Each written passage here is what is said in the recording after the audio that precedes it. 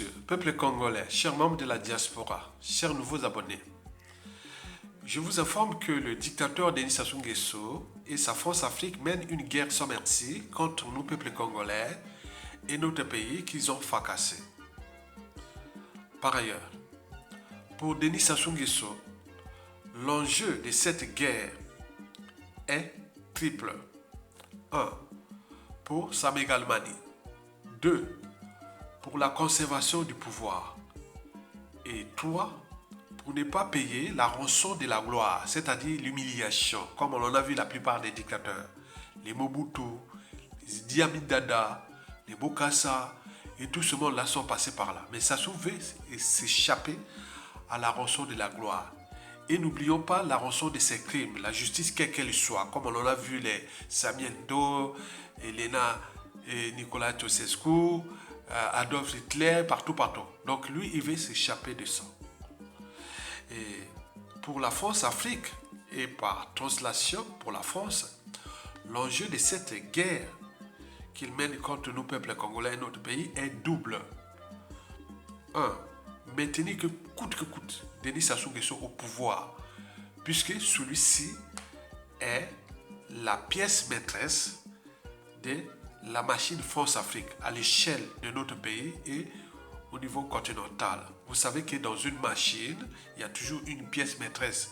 Lorsque vous perdez la pièce maîtresse, la machine ne marche plus. Donc là, Sassou doit être protégé, coûte que coûte, quelle que soit la casse, quel que soit le déclassement de ce pays.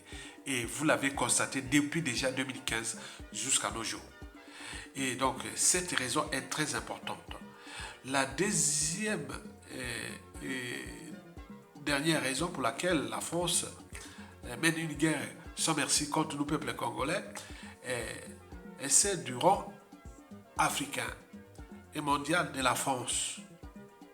De ce fait, la situation sociopolitique de la République a démocratisé du Congo, la RDC, avant les présidentielles du 20 décembre 2023 est problématique pour Félix Antoine Tshisekedi et Denis Sassou Nguesso aussi.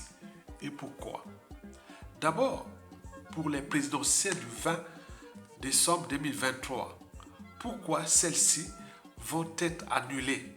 C'est pour deux raisons. La première raison est politique. Vous savez que Joseph Kabila et Félix Tshisekedi avaient signé l'accord d'Addis Abeba qui consistait à transmettre le pouvoir à Félix Tshisekedi. On en a parlé, l'alternance pacifique et autres, alors que ce fut ce pacte-là. Mais ce pacte-là est désormais caduc. Et chaque parti cherche à prendre ses responsabilités, tant au niveau politique que militaire.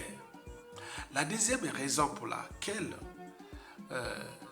les élections là risquent d'être annulées, sont déjà désormais problématiques, cette raison est électorale. Et la plupart des opposants qui sont aujourd'hui traqués par Félix Tshisekedi.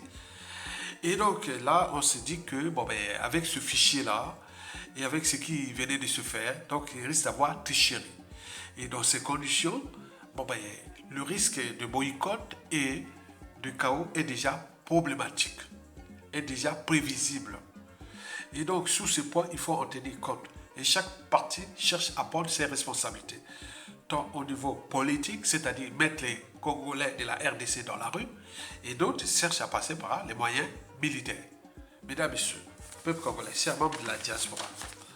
Alors, pourquoi Joseph Kabila est-il de retour? C'est pour 5 points.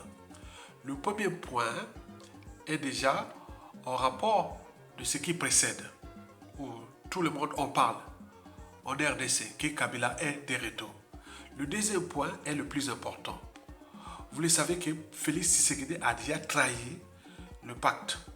Et ces derniers temps, il a cherché par voie et moyens, passé par Jean-Pierre Bemba pour chercher à incarcérer Joseph Kabila, à défaut l'envoyer à la CPI. Mais le chèque est déjà total. Le troisième point est militaire. Vous savez qu'au point de vue militaire, rien n'a bougé, ou presque. Ben oui, depuis Joseph Kabila, le dispositif militaire de Joseph Kabila est intact. Et donc, si et seulement si en décembre, il n'y a pas d'élection, peut-être chercher à faire le chaos et autres. Donc, il y a beaucoup de choses qui peuvent se passer là. Et le quatrième et avant-dernier point est géopolitique. Vous le savez que Joseph Kabila a des alliés encore très puissants dans ce pays et à l'échelle planétaire. Vous savez très bien que les Américains ils cherchent à se désolidariser de Félix Tshisekedi. Et surtout les Chinois, il était en Chine et il y a eu échec. Les Chinois n'y croient pas à Félix Tshisekedi, ni les Américains, et encore moins les Européens qui sont aussi sous la tutelle des Américains. Donc, il est exposé, il est abandonné. Donc, risque grave de beaucoup de soucis pour lui d'ici décembre et au-delà. Et enfin, le cinquième et dernier point est existentiel. Joseph Kabila, il sait bien que s'il ne prend pas ses responsabilités, Félix Tshisekedi risque de le broyer. Donc, il se dit non, je ne veux pas lâcher. Donc, vous avez tout compris. Mesdames, Messieurs, peuple congolais, chers membres de la diaspora. Maintenant, on regarde ce qui se précède. Alors que pourquoi Sassou Nguesso a-t-il peur? Parce qu'il était arrivé au pouvoir par le coup d'État avec l'aide des pays voisins et il surveille les voisins comme il surveille le lait sur le feu.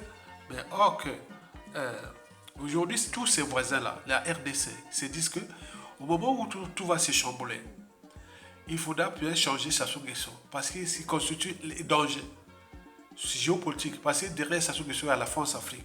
Et la France-Afrique, la France. Avec tout ce qui s'est passé, on connaît bien dans la zone France-Afrique. Et donc, il y a beaucoup de stratégies encore sur ces dossiers. Et donc, Sassou Nguesso, celui qui viendra après Félix Tshisekedi, risque de le chasser pour avoir un bon allié de l'autre rive du fleuve Congo, de la rive droite. À suivre. À bientôt.